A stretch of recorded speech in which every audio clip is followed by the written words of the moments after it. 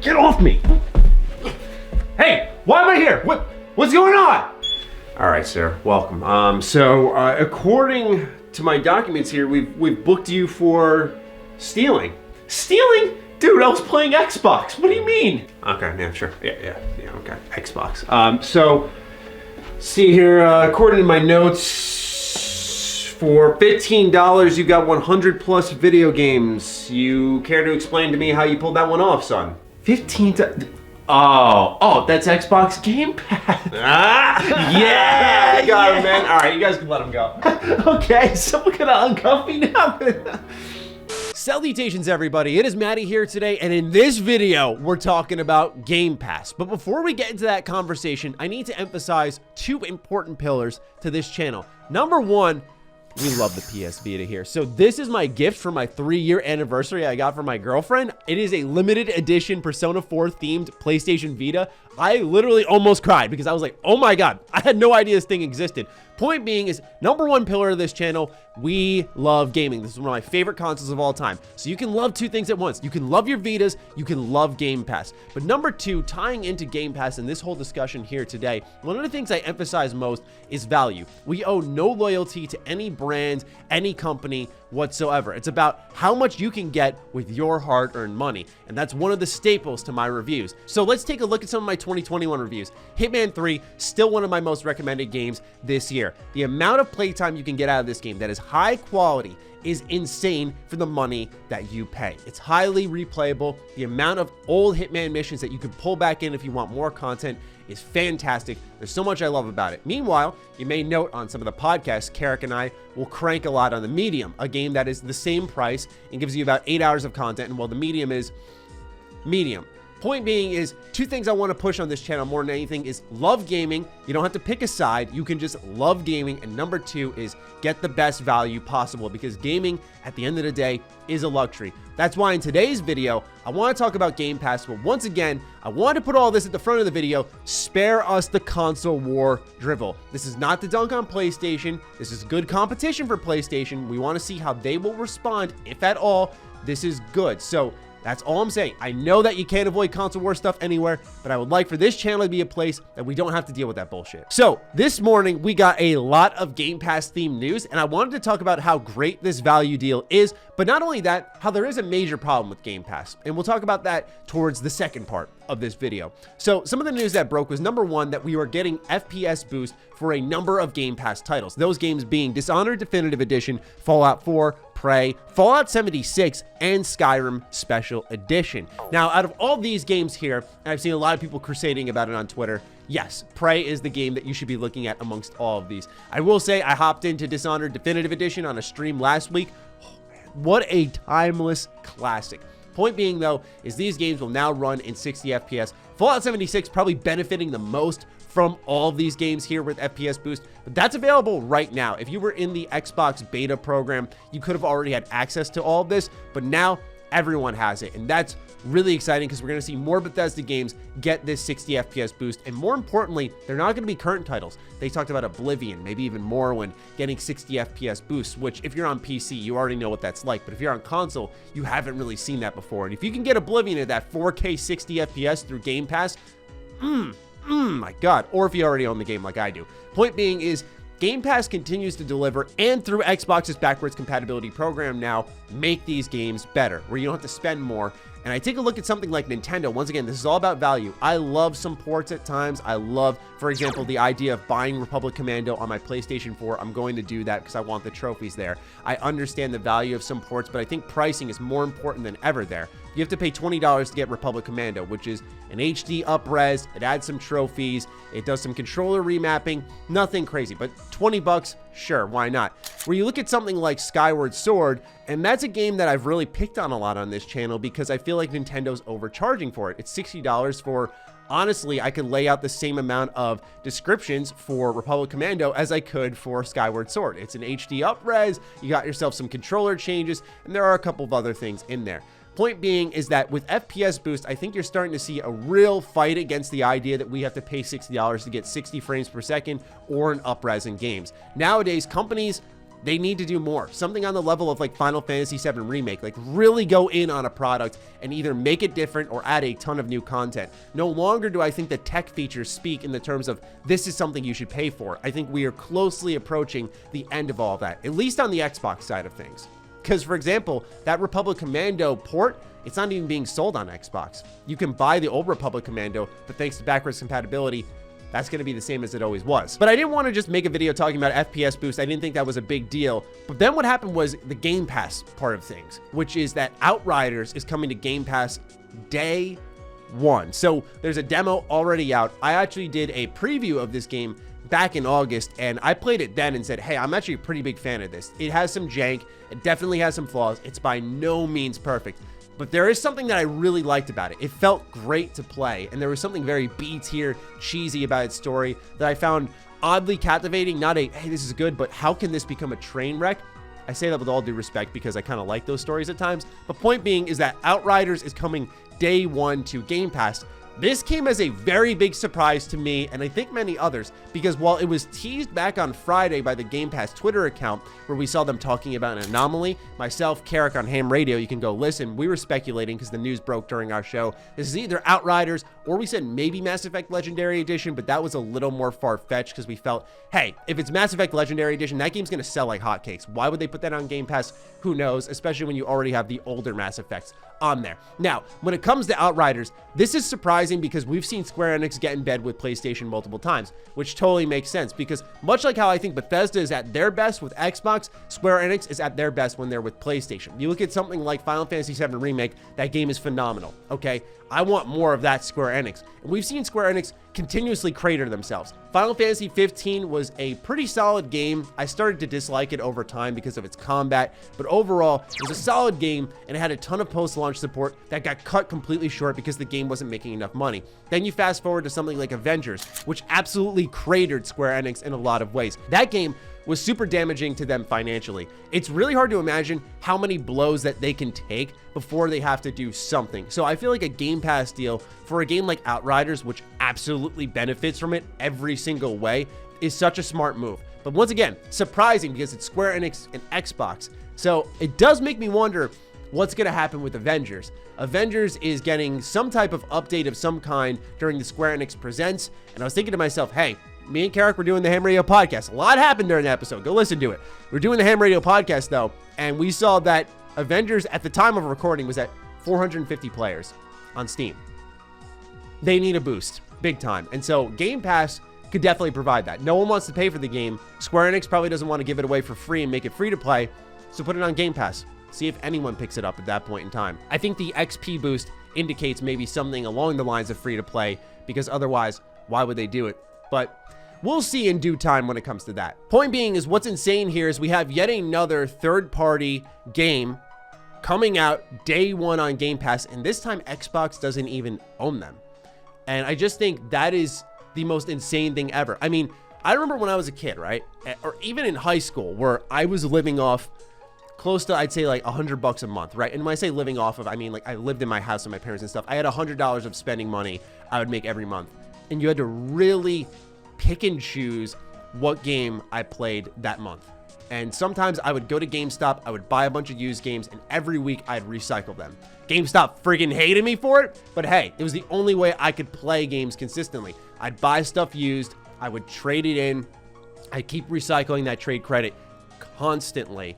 And so now I think about it this way, where if I had those $100, you had something like Game Pass Ultimate for $15, I can have all those games. I could get something like Outriders now, day one, which I know is not everyone's jam, but I personally think it looks cool. I mean, that's just incredible to think about. So the value here, I know, is no shocker to anybody, but it continues to be emphasized, and there continues to be this level of not letting up, because I thought as Game Pass grew bigger and bigger and we saw this service grow, we'd start to see less additions over time because they wanted to start to see maybe some type of profit. We'll talk about how Game Pass maybe makes some money in a second.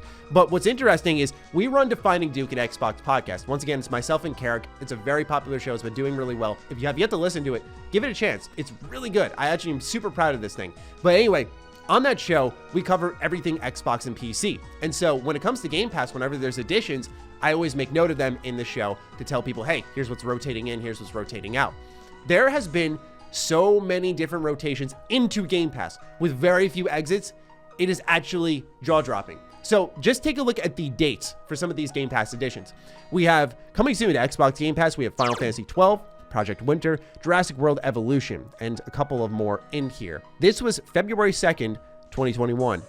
2 weeks later, once again, Xbox Game Pass, it's getting Dirt 5, Killer Queen Black, it's getting Pillars of Eternity 2 on console. Code Vein comes to PC, Elite Dangerous to consoles. Are you kidding me? Okay, let's move into March just a couple of weeks later. This may not seem like a big deal, but we get NBA 2K21, we get NHL 21, we get Madden 21, we get Football Manager 21, we also get Star Wars Squadrons. Now, I think to this channel, Star Wars Squadrons is the most relevant, but here's how Game Pass is going to grow.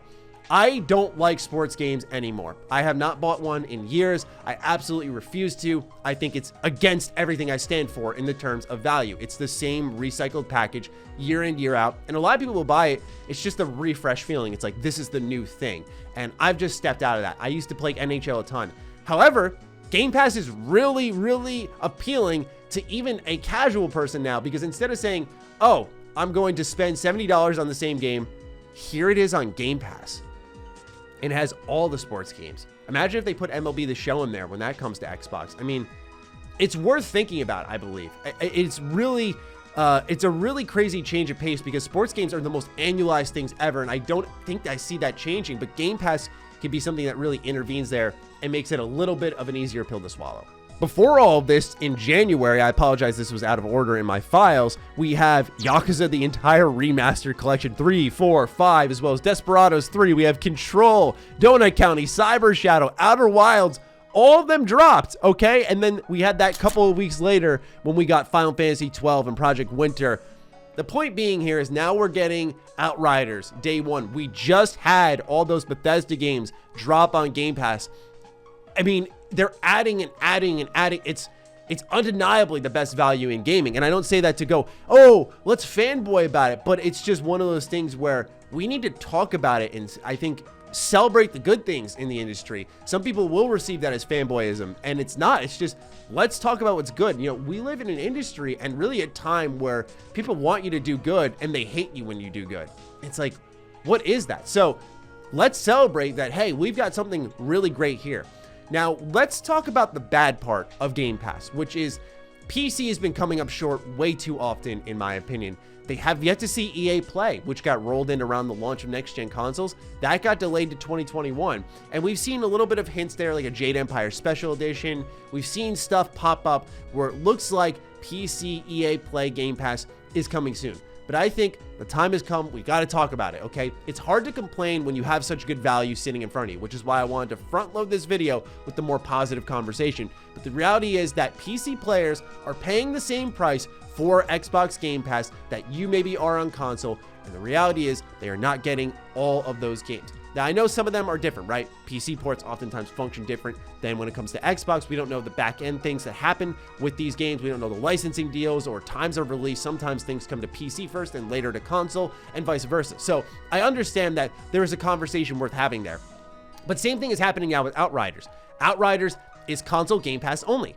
Outriders is not coming to PC Game Pass, at least day one. That's very frustrating as a consumer base that's invested here and wants their things day one. They're not getting that. Perhaps is it easier for Xbox to say, okay, we'll just take the console version. That's better for our player base. We want to draw more people to the console. It's a funny conversation, right? Because I saw someone say, well, of course you want to sell certain things through Game Pass on console to get more people into the console, but with Microsoft and Windows and getting people on PC, don't they inherently benefit from that, especially if you subscribe to Game Pass? Isn't that the same money coming in just from a different road?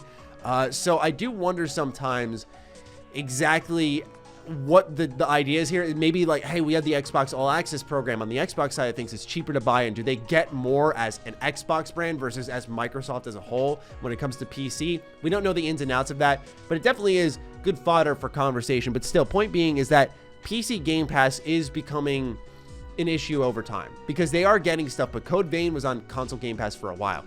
Then it came to PC. And I understand the idea of staggered releases keep people invested, but you don't want to keep them hanging on the edge for too long, right? You want to give them stuff pretty immediately. And I would like to see that increase over time. Now, a lot of people also asked for this video when I tweeted about it. Hey, well, how does Game Pass make money? And I've come up with an interesting theory, is that I genuinely don't think Game Pass makes money. I mean, Aaron Greenberg said as much. It's not a for-profit play. But there's a reason it exists. So we see, for example, Descenders. This is one of the most popular stories when it comes to Game Pass. They say their weekly sales increased 5 times thanks to Xbox Game Pass. More notably, his head of planning at Xbox Game Pass, Matt Percy, provided some answers about the result of the growth of sales through Xbox Game Pass, which was a 20% increase in playtime, a 40% increase in the number of games played. Whenever new games entered Game Pass, active players would double, 25% increase in pre-orders, and a 10% increase in franchise sales. So the numbers are there, as you can see so far, that Game Pass increases game sales. Let's keep going. We have Sega, who recently cited that 2 Point Hospital and its launch on Game Pass had propelled the franchise to over 3 million players worldwide, and that was a huge benefit thanks to Xbox Game Pass. So the reality here is that you're seeing people play these games more. Of course, it's a part of a service, but what's happening also is people are buying these games because they're saying, hey, let's try this out. It's like Blockbuster. If you guys and gals have not been to Blockbuster, which sadly we are starting to approach that age where I have to say these types of things, but anyway, if you've never been to Blockbuster, it was a game rental service. You'd walk in, you'd pay $7 for a game, and you'd rent it for a couple of days. And of course, if you liked it, you could go into Blockbuster and say, hey, I'm gonna pay the full price for this thing. Same thing's kind of happening through Game Pass, where you're renting essentially these games. And then if you want to keep them, or you're seeing, hey, this may leave Game Pass, or you want to hold on to this, you can then buy it outright. And that's what's happening a lot with Game Pass. And of course, if you're buying them through Xbox or PC, then Microsoft and Xbox are getting some money there. So my idea here, my theory, is that Game Pass is not profitable, but its lack of profit is what is making Xbox profitable. So what's happening is you're seeing enough people buying the Game Pass to justify that it exists. It increased by a 50% player base, I think, within half a year, which is incredible. So it's at 18 million subscribers now. That's enough to justify, hey, this thing needs to exist. People really like this. And so now you're seeing people buy more games on Xbox. And in turn, we saw with the earnings at the end of 2020, Xbox made a shit ton of money. Okay, so they're still profitable, Xbox as a division. And at the end of the day, that is truly what matters. And I think Game Pass being a value package that you literally steal from is why Xbox has become more profitable, because they have the All Access program, because you have Game Pass, because you see so much value there. People are spending more. It's like when you walk in, for me, when I walk into like a used game shop, I spend way more money than I planned on because I'm seeing all these different deals and I'm seeing these games like, oh, I'll play this. Oh, I'll play this. Maybe I'll play this. You just grab a bunch and you go. You don't even think about it. There's that honestly dopamine rush that's kind of built into Game Pass. It's sometimes very satisfying to, I call it window shop in Game Pass.